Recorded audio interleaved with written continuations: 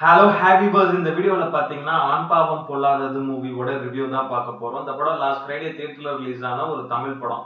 So இந்த படத்தில் வந்து பார்த்தீங்கன்னா ரியோராஜ், மாளவிகா மனோஜ், அதே மாதிரி ஆர்ஜே விக்னேஷ்காந்த், ஷீலா ராஜ்குமார் இவங்கெல்லாம் மெயின் லீட் பண்ணியிருக்காங்க. சித்துக்குமார் இந்த படத்துக்கு மியூசிக் பண்ணியிருக்காரு. டெபியூட்டன் டைரக்டர் கலையரசன் தங்கவேல் இந்த படத்தை டைரக்ட் பண்ணியிருக்காரு. இது வந்து பார்த்தீங்கன்னா ஒரு ஃபேமிலி ட்ராமா ஜெனரில் எடுக்கப்பட்ட ஒரு படம். ஸோ இந்த படத்தோட கதை என்னன்றது வந்து பார்த்தீங்கன்னா படத்தோட ஸ்டார்டிங்கில் ரியோ வந்து ஒரு ஐடி கம்பெனியில் வேலை பார்த்துட்டு இருக்காரு. அவங்க அப்பா அம்மா அவருக்கு சீரியஸாக பொண்ணு பார்த்துட்டு இருக்காங்க. இப்போ அந்த டைமில் அவருக்கு ஒரு அரேஞ்ச் மேரேஜ் ஆகுது. ஸோ மாளவிகா மோகன் கூட. ஸோ மாளவிகா மோகனும் ஒரு ஐடி கம்பெனியில் ஒர்க் பண்ணுறாங்க. அவங்க ரொம்ப இந்த அம்பேத்கர் இந்த கொள்கைகள் பிளஸ் இந்த ரொம்ப ஒரு ஃபெமினிஸ்ட்னு கூட சொல்லலாம். லைக் அந்த ஒரு ஃபெமினிசம் வச்சு வளர்றவங்க. பட் ஆனால் அவங்க பேரண்ட்ஸ் ரொம்ப ஸ்ட்ரிக்ட். பொண்ணுன்னு அடக்கி வளர்க்குறாங்க. அதனால அவங்க கல்யாணம் பண்ணதுக்கு அப்புறமா ஃப்ரீடமாக இருக்கலாம் அப்படின்ற ஒரு மைண்ட் செட்டில் வந்து அவங்க 2 பேரும் அரேஞ்ச் மேரேஜ் பண்ணிக்கிறாங்க. அவங்க லைஃப் இனிஷியலாக ஹாப்பியாக போகுது. அதுக்கப்புறம் வந்து பார்த்தீங்கன்னா மாளவிகா மனோஜ் ரியோராஜை ரொம்ப டாமினேட் பண்ண ஆரம்பிக்கிறாங்க. அது 2 பேருக்கும் பிடிக்காம ஆஸ் யூஷுவல் இந்த கப்புள்ஸ் அடிச்சுக்கிற மாதிரி அடிச்சுட்டு ஸோ இது வந்து டிவோர்ஸில் வந்து நிற்குது. ஸோ ஃபைனலாக இவங்க டிவோர்ஸ் வாங்கினாங்களா இல்லை திரும்பி சேர்ந்தாங்களா அப்படின்ற மாதிரியான ஒரு கதை தான் அது. ரொம்ப ஒரு சிம்பிளான ஒரு யூஷுவல் கமர்ஷியல் ஒன் லைனர் தான் அந்த படத்தோட கதை.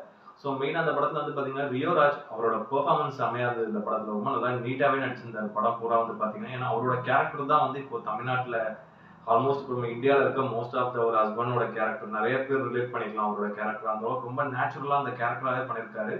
செமையா இருந்தது அவரோட பெர்ஃபார்மன்ஸ். அதே மாதிரி மாளவிகா மனோஜ் அவங்க இந்த படத்தில் ஹீரோயினாக பண்ணியிருக்காங்க. ரொம்ப நல்ல ஒரு நீட்டான ஒரு பெர்ஃபார்மன்ஸ் அவங்களுக்கு. லைக் அவங்க கேரக்டரும் வந்து பார்த்தீங்கன்னா இப்போ மோஸ்ட் ஆஃப் த பெண்கள் இப்போ நிறைய வேலை பார்க்குற பொண்ணு, நல்லா சம்பாதிக்கிற பொண்ணு ப்ளஸ் வீட்டில் இருக்க ஹவுஸ் ஒய்ஃபுமே இப்போ இருக்க பெண்கள் நம்ம இந்திய பெண்கள் வந்து எப்படி ஃபெமினிஸ்ட் பேசுறாங்க, நிறைய பேர் இன்னும் பேசிட்டு தான் இருக்காங்க. பட் எப்படி பேசுறாங்க அந்த அளவுக்கான ஒரு ஆட்டிடியூட் பிளஸ் அவங்க கேரக்டர் ரொம்ப செமையா இருந்தது. மாளவிகா மோகன் நல்லா சூப்பராகவே நடிச்சிருந்தாங்க இந்த படத்துல. நல்ல ஒரு எமோஷனல் கேரக்டர். ஸோ ஸ்டார்டிங்ல கொஞ்சம் டாமினேட் கேரக்டரா இருக்கும். பட் ரொம்ப நல்லா நீட்டாக தான் அவங்க நடிச்சிருந்தாங்க. அதே மாதிரி ஆர்ஜே விக்னேஷ்காந்த் அவர் இந்த படத்துல வந்து பாத்தீங்கன்னா வக்கீலா ஒரு ரோல் ஒன்று பண்ணியிருக்காரு. ரொம்ப நீட்டான ஒரு கேரக்டர் அவருக்கு. ஸோ படத்துல அவர் வந்து பாத்தீங்கன்னா த்ரூ அவுட் ஃபர்ஸ்ட்ல இருந்து கடைசி வரைக்கும் வராரு படத்துல. பட் ஆனால் நல்ல ஒரு பெர்ஃபார்மன்ஸ் அவர்கிட்ட டுவர்ட்ஸ் அந்த ஒரு கிளைமேக்ஸ்லாம் வந்து பாத்தீங்கன்னா அந்த ஒரு சிங்கிள் ஷாட் சீன் மாதிரி இருக்கும் அது பார்க்கறதுக்கு எனக்கு. பிகாஸ் ஏன்னா வந்து பாத்தீங்கன்னா அந்த ஒரு கோர்ட் ரூம் ட்ராமால ஒரு பெரிய லென்த்தி டைலாக் ஒன்று பேசுவார். செமையா இருந்தது அவரோட பெர்ஃபார்மன்ஸ் இந்த படத்துல. அதே மாதிரி ஷீலா ராஜ்குமார் அவங்க இந்த படத்துல வந்து வக்கீலா பண்ணியிருக்காங்க. ஸோ அவங்களுக்கு ஒரு முக்கியமான ஒரு கேரக்டர் நல்லா நீட்டாகவே பண்ணியிருந்தாங்க. மெயினாக சித்துக்குமாரை பொறுத்த வரைக்கும் வந்து பார்த்தீங்கன்னா மியூசிக் அவர் தான் பண்ணியிருக்காரு.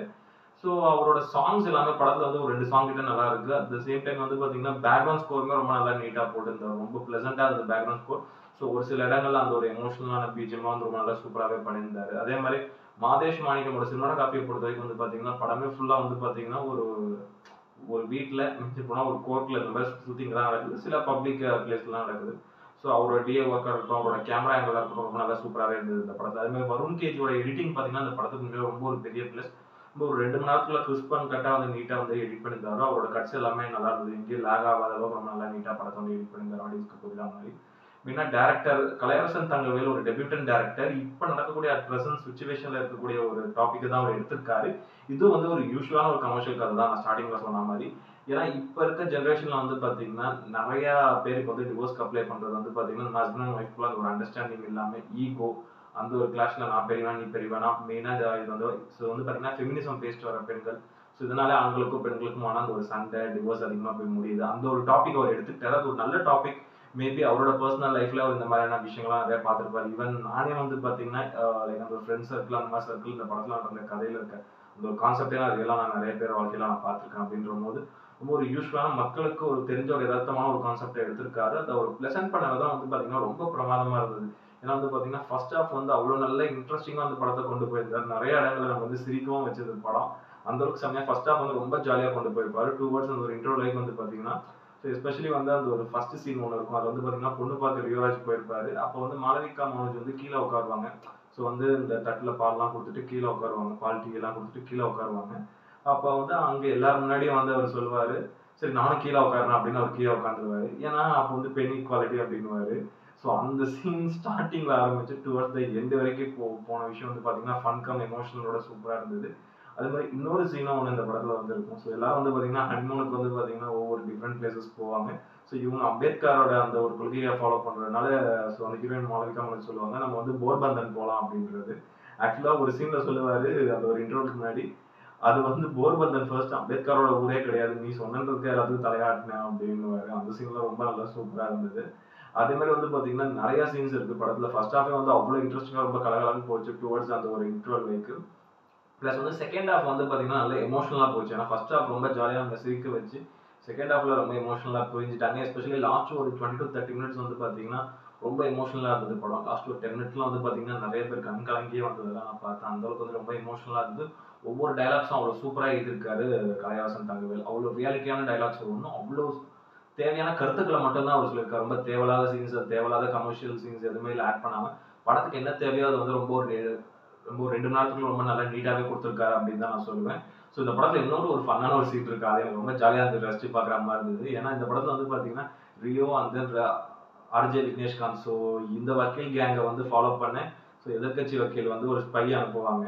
பட் ஆனா அந்த ஸ்பை அனுப்பியிருக்காங்கன்றது இவங்களுக்கு தெரியும். தெரிஞ்சு தெரியாத மாரி நடிப்பாங்க. அந்த சீன்ஸ்லாம் செம்ம ஃபன்னா இருக்கும்.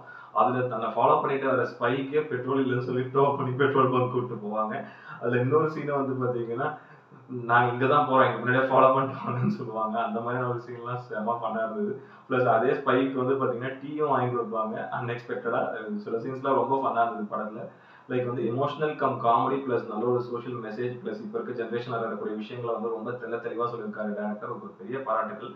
லைக் இப்ப நான் ரீசெண்டா பார்த்த ஒரு பெஸ்ட் படங்கள்ல இந்த படமும் ஒரு சூப்பரான ஒரு படம். ரொம்ப வந்து எமோஷனலான ஒரு படமாவும் எனக்கு இருந்து பர்ட்டிகுலரா பார்க்கணும். நெறைய சீன்ஸ் நம்ம ரியல் லைஃப்லயும் கனெக்ட் பண்ணிக்க முடிஞ்சது.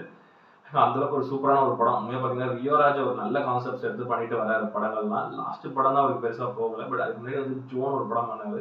செம மூவி. அந்த படமே நம்ம சேனல்ல ரிவ்யூ பண்ணியிருக்கோம். அவ்வளோ பாசிட்டிவா சரியான ஒரு படம்.